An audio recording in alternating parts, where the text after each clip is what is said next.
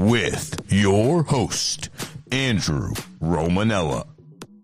When you play Battle in Mario Kart and you don't turn off any of the items, there are bananas everywhere. I mean, it's like you're losing your balloons because you're slipping on bananas left and right. Bananas everywhere.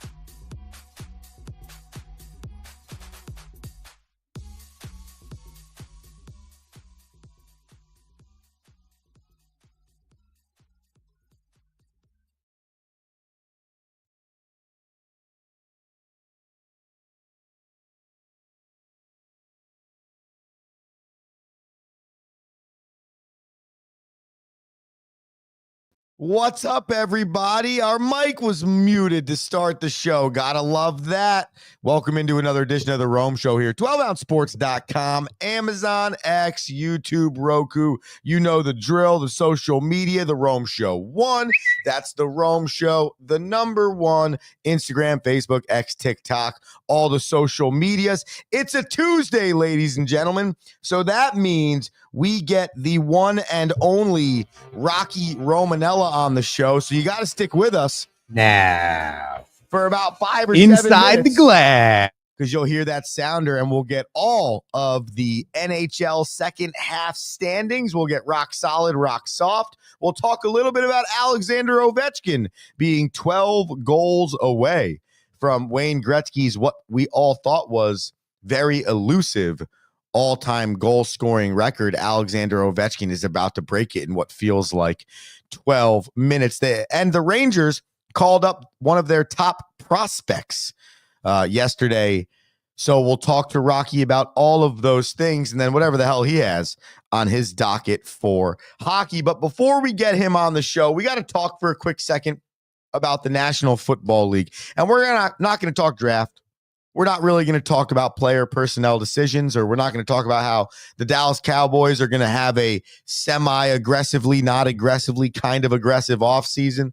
No, we're going to talk tush push or brotherly shove or what some might consider possibly the greatest 1-yard play that has been invented in the NFL. So yesterday or the day before, Troy Vincent, who is the head of the NFL's rules committee, competition committee, he stated that a team put in a request to make some adjustments or ban the tush push rule.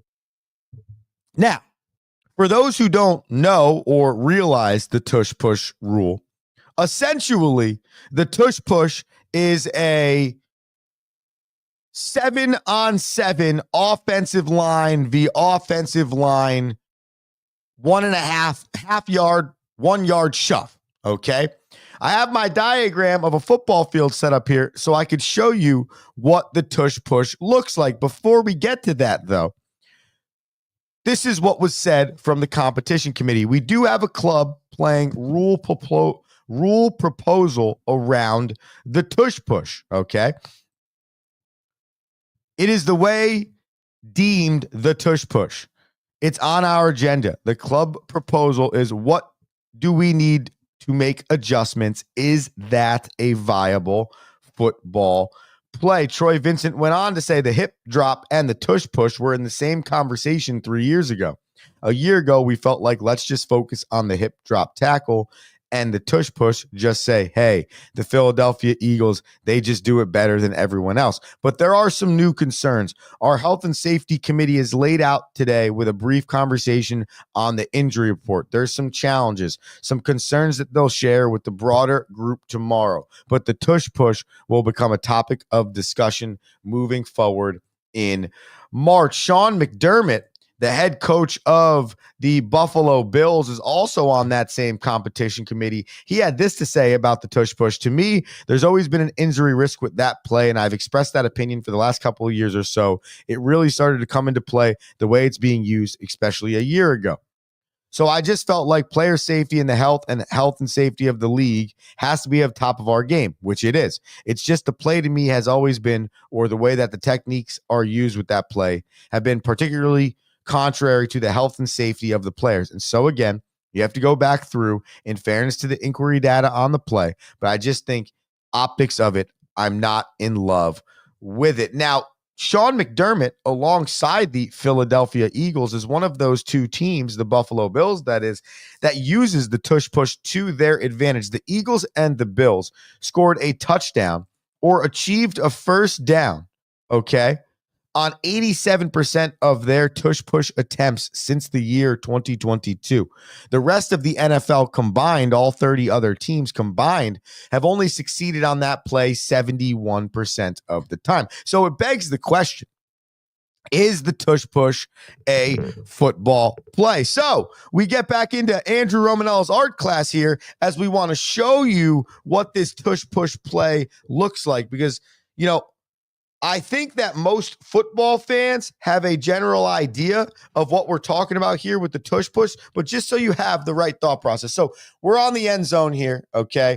And these X's that I'm going to put down right now, all right, 1, 2, 3, there's 6, there's 7 X's right there. All right, that is the defensive team. Now, these O's are going to be the offensive team. Okay, so now we are 7v7 straight up on the line. All right, I think it's going to be 8 here when you think about it for the Eagles. So they'll probably have to align 8 up here, and you probably have linebacker, linebacker, linebacker, and then you're going to have Jalen Hurts okay, that's our quarterback. And what makes this play, I think, so dangerous outside of the way that the linemen have to kind of attack each other is that extra jolt you're going to get from running back here and running back here. Now, these guys are not in your traditional wishbone. They are right on the grill of the quarterback. As tight as this play looks, me drawing it up on this screen right now is okay, oh, look, I can do this, is as tight as that play is in real life. And so what's going to happen is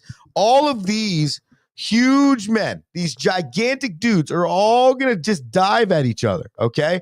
Just diving at each other. So now you have 8 just absolutely gigantic people at each other's knees, rolling around, just creating crazy piles. And then these 3 linebackers are going to just absolutely bull rush this thing. Bang.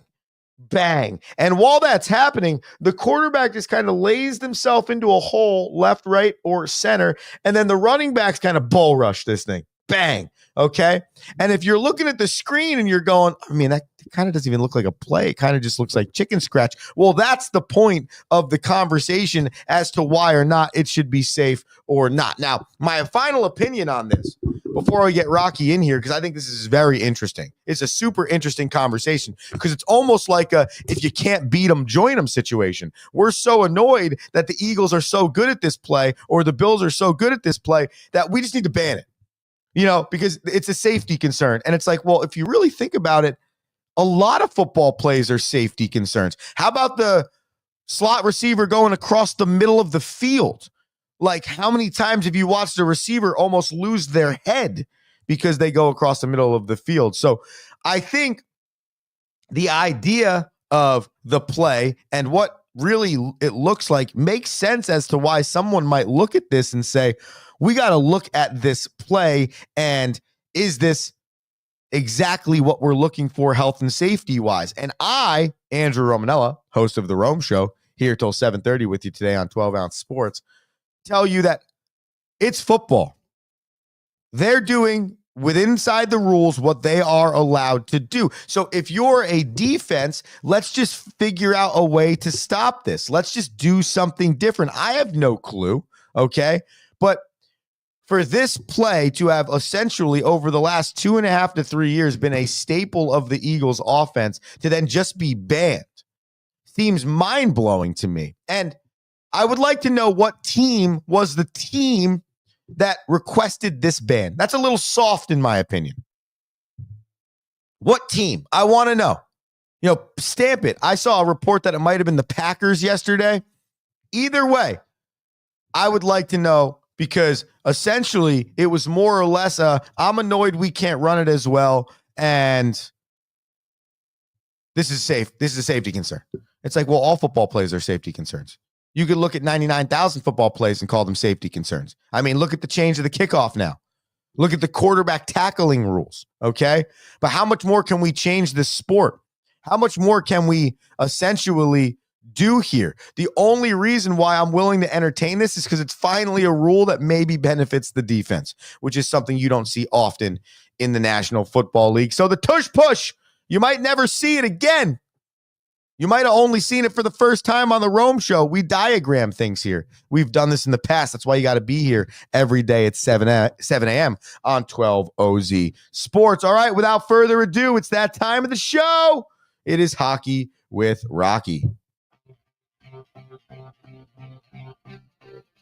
Now, inside the glass, Hockey with Rocky.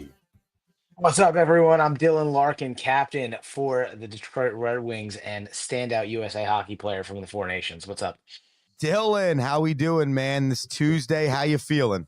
I feel great. Love to weigh in on the tush push before I talk to you about some hockey. Give us your thoughts.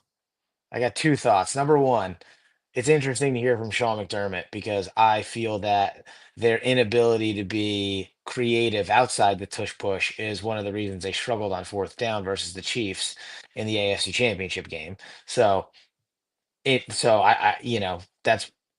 and then the next thing is I don't necessarily know if it's unsafe, like like you said, but what I do think, if you are actually going to argue this, I would be arguing against the pushing of The the quarterback. running backs, because that to me is where there's the discrepancy. If I'm a running back or if I'm a wide receiver and I catch a pass, or if I'm running and I get stood up at the 5 yard line and I get pushed all the way back and I don't go down, but they've got 4 linemen on me and they push me, let's say, all the way back to the 12 yard line. They blow the whistle so that I don't get tackled. And they give me forward progress. So the ball's spotted at the 5.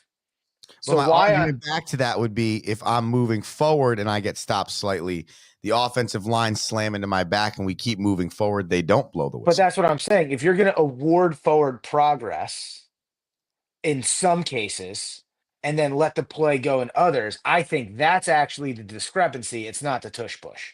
Yeah, I could agree with it, because if you eliminate the two running backs And slamming then into it's the just quarterback, then it's just a QB quarterback sneak. sneak. Exactly right. It's So just the QB sneak. I think it's really more or less if you can't beat them and you don't know how to stop it. So I think you're just tired of it, because think about it. I mean, first off, teams anonymous. Another team in the league was the ones that said they wanted to request that it was changed or removed. Like that's just essentially, that to me feels like we can't do this. We're tired of you doing this. That's Let's end some underhanded backroom deal Yeah. that the old NFL guard of like these old owners who are, it's like they're on some TV show doing backdoor deals. Like, hey, if you do this anonymously, I'll second it once it comes up. Yeah, well, you need 24 of 32 votes from the NFL owners. So you don't even need, like, you can lose 8 of the votes and still win. I just love that, like, they've waited till the Eagles won the Super Bowl to make it a problem. No. If they didn't win the Super Bowl, it probably wouldn't have been a problem because it's been around for 3 You're years. right. Now that they won it, they're like, okay, they got the Super Bowl. It was successful for them. Let's ban the play now. Yeah, the problem probably is also the spotting of the ball. Like, you don't know how to spot the ball. It only needs to be over the front end of the plane is probably more of a worse rule. Like, There are a lot of issues. I can tap my right foot twice, but it doesn't count as 2 feet in. Like, those are all problems. That's the problems they should be addressing. This is not a problem. And the officiating, but we could get into that on a whole nother day. And I think that's the problem with a lot of sports right now, Rocky, which is why I think the Four Nations Cup was so good for hockey, because I think a lot of sports are in this weird realm right now of what rules do we need to change? What's going to engage our fans? How do we make sure that we build a product that's going to last for the next 10, 15, 20, 25 years? When you look at baseball, you see it going the opposite way. When you look at football, it's the most viewed. When you look at basketball and hockey, they're really trying to do different things to continue to grow the game. And I think when you look at Four Nations and you kind of think about what you were just talking about, it really just comes down to the players. it comes down to the people. And so now I want to shift gears to that and give me your thoughts on that Four Nations Cup. Give me your thoughts on what you saw there, because that was a change for hockey and it ended up working out. And now it might be plus for their viewership. Well, I think what you see, the discrepancy is that when you look at the Four Nations and you look at how much of a non-factor special teams was, how little power play and penalty kill time there actually was, and you look at the game as a whole and you're like, wow, that was 5-on-5 for 95% of the 5 games or 4 or 7 games that we watched, and that was hockey at its purest. The refs were not in the way of the game. They weren't even in reality a factor of the game. So when you're judging the actual game and you're saying, how can we make it better? You're looking at how do we put our players in a tougher environment to showcase their skills versus how do we need to manipulate the rule book to make the game better, which is what baseball's doing, which is what football has been doing every year consistently for like the last 10 years, right? Like the biggest rule change right now on the docket in the NHL is should 3-on-3 be extended so that we get more hockey? Yeah, I think the biggest rule change to happen in hockey, at least in my lifetime, is when they changed the crease and they changed the backside of the net so that the goalie could only handle the puck in those areas. And if you think about it, was a major change to hockey, and that hasn't happened since in 20 years. Rock, the 2-line Yeah, pass, maybe two. That's it. two-line pass to open up the game, right? Was a big change at first, but that made the game faster, right? That allowed you to showcase more talent. The change in icing rule, that was safety, right? And there's still an element of touch and go icing now. The Department of Player Safety was about removing headshots, right? And you've seen a safer NHL, but it's still physically present and very much, you know, s- you know, you got to be tough. You got to throw hands Oh if you're going yeah, to be in the yeah. NHL, right? It could Like be Royal Rumble. Yeah. that has not changed the physicality one bit. So, and at Four Nations, I think like what I'm still fascinated by was the commitment by all 4 teams to really create a team with depth from a line, first line, second line, third line, definitive role type situation. And I actually think that's where even the best teams like US and Canada, in my opinion, fell short. And I think you're going to see a little bit of a different lineup when it comes to the Olympics. It's a Tuesday. It's Hockey with Rocky. We are talking everything from Tush Push to Four Nations and some others as you stick with us the next 10 or 12 minutes or so. Great points right there. I've said it all week. It's about the players. It's about the people in the tournament. You could have all the all-star festivities you want. You could have all the changes you want to your game. But if the players don't have the drive to create competition, to make it interesting for the fans, it literally means nothing. And if you go back, I've said it already too, go check out the documentary. Rocky was the one that found it. Four Nations, like Unrevealed or something like that. It's going to show you how much these nations cared. And while all the rest of us were out here like, oh, Rock, it's just an all-star game, you go inside those locker rooms and they were like, yo, we're the best nation. We're going to show these people we're the best nation. And that's what basketball misses out on in their all-star game. That's what baseball misses out on their all-star game. But also, that's what baseball and basketball miss out on in the regular season too. Like, you go to a preseason hockey game, those dudes are playing at 100%. You go to the first week of the season, they're playing at 1,000%. You go to game 40, they're not taking a day off just for load management. They're playing 100%. You go to the speed skating competition, those dudes are flying. And I think hockey, Rocky, is innately built differently than every other sport. Do you agree with that? Yeah, well, it's always been built differently. It is physically impossible, almost physically impossible for one person to play it is physically impossible, other than the goalie, to play the entire game. It is, mandatory that everyone contributes. On a basketball team, you have 8 guys, maybe 10. right, on a team of 15. But if you're number 9 or 10, you're lucky to get into a game. Your father better be LeBron James because you're probably not getting into the lineup. True. Um, in baseball, I mean, you are at this point in baseball, you're removed from games because of statistical reasons, has nothing to do with your actual playing ability, right? Like you are literally, in hockey, it's earned. There's not a second that's earned, and the guy that is getting paid, on a 1 year minimum salary veteran contract at $800,000 a year has just as much significance in a win as the A+ player getting paid $9 million a year. You're right.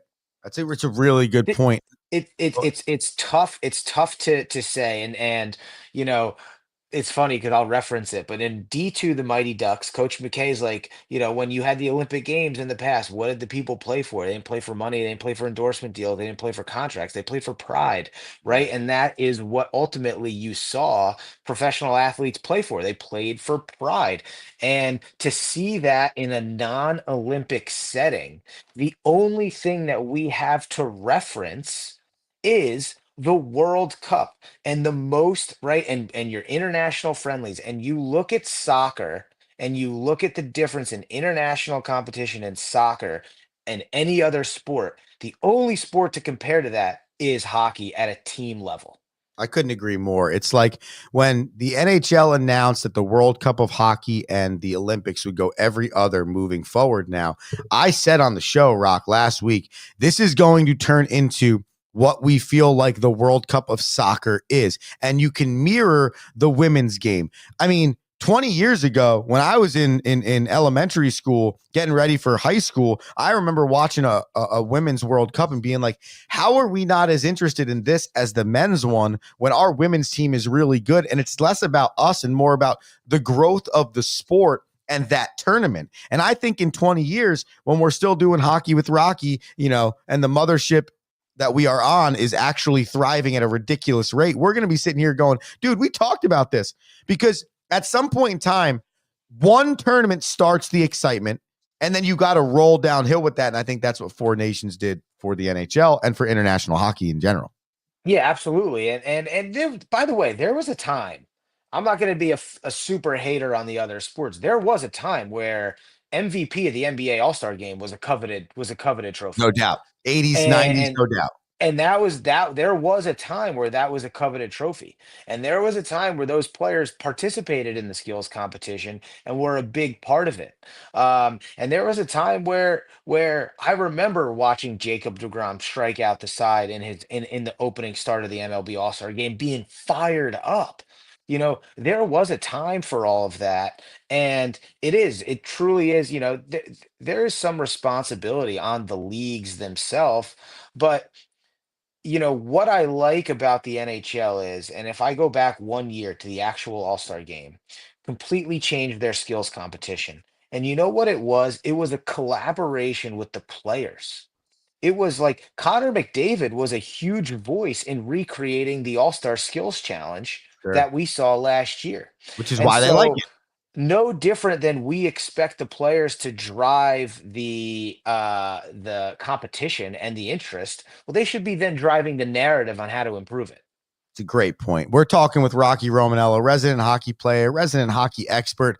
Tuesday spot starts every week around 7:13 in the morning. You should always be here to tune in. Rocky, Alexander Ovechkin is 12 goals away from Wayne Gretzky's 894 career goals, the all-time record. Did you hear my statistic yesterday?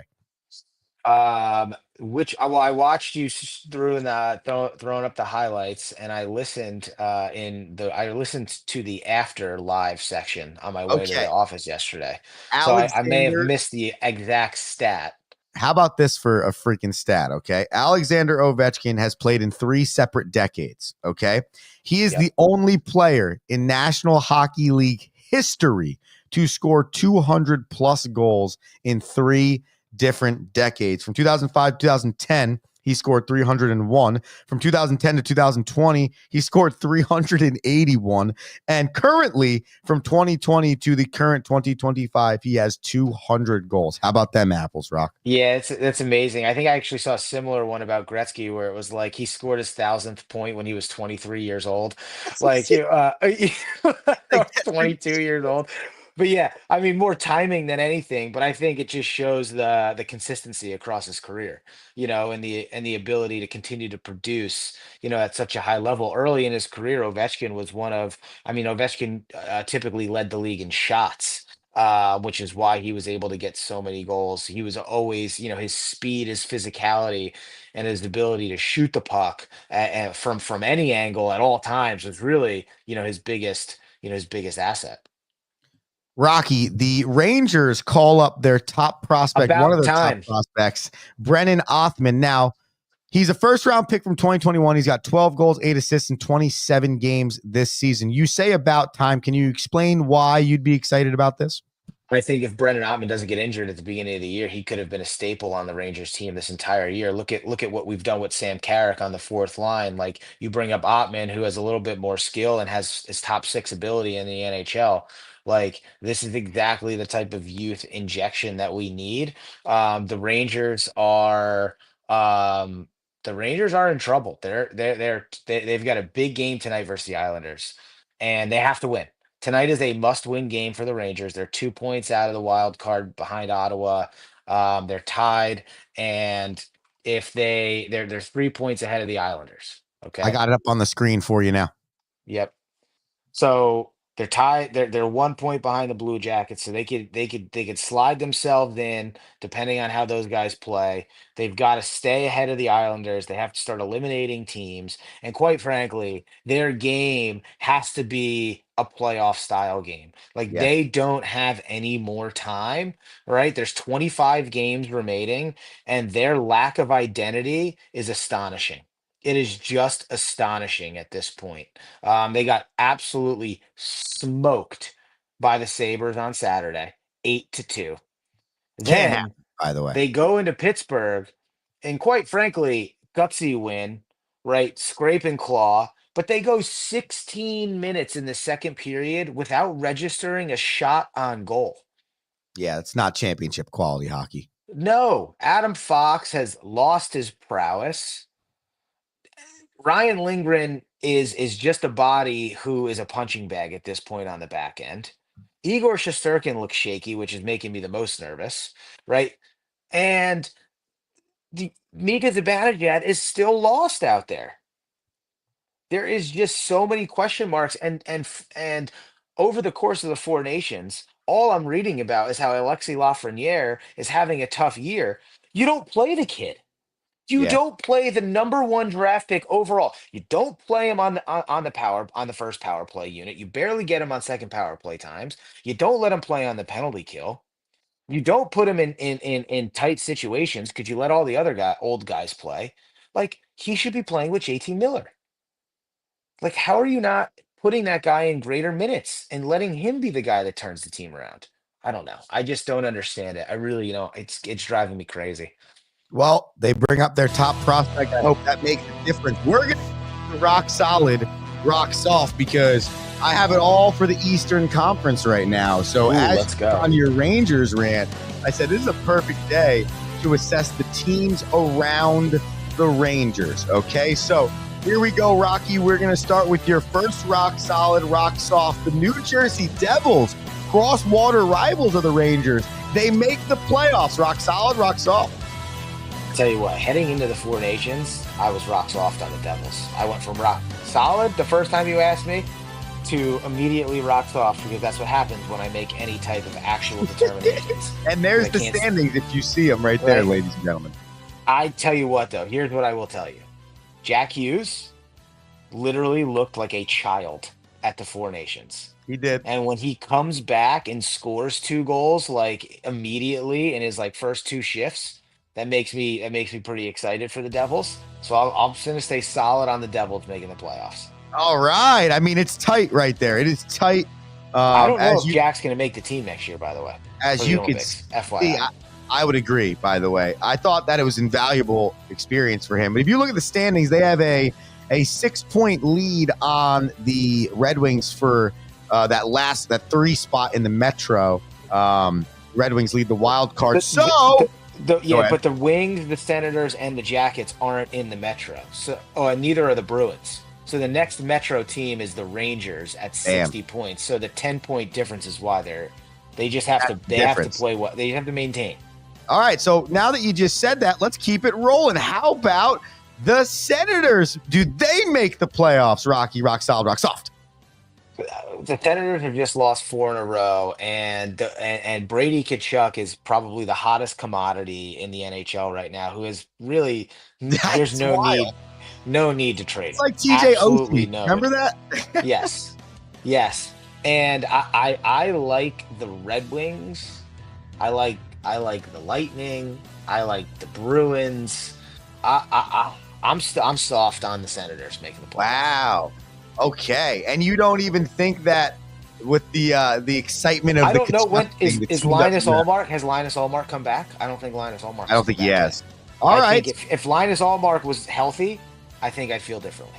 All right, rock solid on the Senators. Okay, we got 2 more for you here, Rocky, as you know. Let's switch gears from making the playoffs to, will the Tampa Bay Lightning win the Atlantic Division? Rock solid, rock soft. Soft on winning the division, solid on making the playoffs. It's hard for me not to think that the Leafs aren't winning the Atlantic Division. Yeah. And if it's not, don't. The Lightning are streaking. They've won 5 straight. They're 7-2-1 in their last 10. If the Lightning win the Atlantic, look out. But I really think that it's going to be the Leafs. Okay. And maybe, who knows, this is the year the Leafs can actually not disappoint their fans and make a run. I don't know, man. Austin Matthews is getting a lot of shade. You're getting hammered. 0-7 in meaningful games in his career. And I thought that he was outplayed by Jack Eichel at the Four Nations. The fact of the matter is that is the history of being an elite level athlete for a team. If you can't get over the hump, whether your fault or not, you're getting it blamed on you. And Austin Matthews is in that spot right now. No wonder John Tavares left the island. It doesn't help that other people at the Four Nations looked more like the captain of the U.S. team than Austin Matthews did. Also doesn't help. Yeah, no, you could feel it. You probably put the C on 16 other guys looking back on the way that tournament played out. All right, we got a final one for you here. I think this one's awesome because the franchise has been really working to get back to this point. Though while we grew up, Rocky, this is one of the greatest franchises in the National Hockey League. That is the Detroit Red Wings. Rock solid, rock soft, 8-1-1 in their last 10. I'm solid on the Red Wings making the playoffs. Yeah, I think that if they can flip their goal differential and continue playing well, I got to be honest with you. I thought Dylan Larkin was, and that's is their captain. I mean, I thought he was one of the best players at Four Nations. I think the only thing that holds the Red Wings back is if they get cute with their lineup at the deadline. Rumors about trading Tarasenko. Obviously, Kane is an option. They've got a couple of different defensemen that could be. I mean, they could really buy. They could sell and make a lot. They could buy and put themselves at an interesting mark when it comes to the Steve Yzerman era, I think he's 3 or 4 years there now. So selling would be more inclusive of that rebuild. Buying would potentially put them at a disadvantage when you look at next year or two. I think that they let it ride and they try and play with what they got, and they're solid on the playoffs. Wow, that was beautiful. You talked Tush.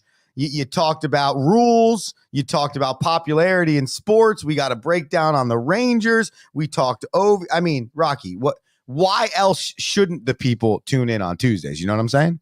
I mean, typically because when you make me go solid or soft, the opposite happens. So that's the only other. So next week I'm just going to ask, do the Rangers make the playoffs? You just keep responding with rock soft, and then bam, you're in the postseason. You're probably making a Stanley Cup run, honestly, at that point. Listen, well, there you go. A lot's got to change for that. That's for sure. As we end every Tuesday, Rocky, the floor is yours. Final thoughts for the people. Sad news out of the Rangers organization as longtime broadcaster Al Trautwig passed away yesterday. So love to the Trautwig family, 68 years old, complications with cancer, but love to the family, love to the Rangers organization, but someone I grew up watching on MSG, in reality, my entire life. So with Sam Rosen being in the booth his last year, 40 years, and then Al, tragically, passing yesterday, I just wanted to mention that, and sad story, and we're thinking about it, but you know, a little hockey story, not the best, but also something to be recognized. Yeah, I would say that the one thing I noticed about reading this story was the thanks and the appreciation that people had for the energy that Troutwig brought to MSG, to primarily a lot of pre and post games for the New York Rangers and the New York Knicks, which was Alan Hahn said it best, Rocky. He said, Al made every game feel like it was the most important game. And that's generally what you want a broadcaster to do. So it's a sad story that if you really read into it is a phenomenal story, because he really brought generations of people like Rocky and myself essentially love for New York sports, especially in Madison Square Garden. So No doubt. definitely thoughts and prayers to the family and to the hockey community and to the Madison Square Garden community, because I know he was a big aspect of that. Rocky, thank you so much, man. It's always a pleasure on a Tuesday. Love hanging with the Romo Sapiens and yourself, sir. Hockey with Rocky every Tuesday, ladies and gentlemen. You could get on the show with us every Tuesday if you want to. While that was going on, our guy, Kai the goalie, threw in some emojis for Rocky. I love that. Kai's been talking about us getting a lacrosse show, in here. But I respond to that with this, Kai. Just tune into the Daily Dive every single day at 1 p.m. on 12ozsports.com. Our guy, Mike, I'm going to botch his last name here, but I'm going to say Corvallis, like in Oregon. He's the dude. He's got great interviews on that show. He crushes the lacrosse game. And so I don't even want to pretend to believe that I'm okay enough to talk about that sport, because I'm not. I understand the sport, could definitely talk about it, but just tune into the Daily Dive at 1 p.m. Every single Monday, and you'll get our boy Mikey running it up the polls for the people about all of the latest in lacrosse. I want to finish this show because I know I'm over today, but that's all right. We have some fun on Tuesdays. I'm Andrew Romanella. Tonight, I want to tell you that the Ducks are going to win by 1.5, are going to cover the 1.5 versus the Sabres, and the Caps are going to win by 1.5 or more against the Flames. So those are my two banana picks for the day. This is the Rome Show. I'm Andrew Romanella. Thanks for tuning in. I'll see you tomorrow. Have an electric day. Peace. Thank you for listening.